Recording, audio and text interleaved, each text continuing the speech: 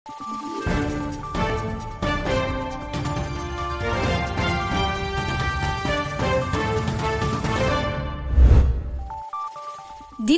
hindi lamang ng mga estudyante, ngunit maging ng mga senior citizens, ang Extraordinary Vice President of the Philippines pop-up exhibit ng OVP sa Zamboanga City. Kabilang dito si Tatay Lino na ibinahagi sa amin ang kanyang damdamin habang pinagmamasdan ang mga letrato at talambuhay ng mga nagdaang bisipresidente sa bansa.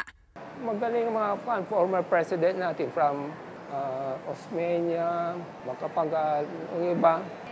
Importante dyan si Ma'am Lenny, nagustuhan ko kasi she is an honest person. Tapos si Ma'am Sara, nagustuhan ko rin. I hope the next president will be a female with a military background.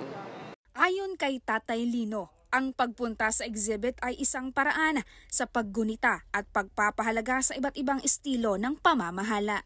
Mula dito sa Zamboanga City, ako si Maribeth Adlawan, lahat para sa Diyos, Bayan at Pamilyang Pilipino. Valiente News.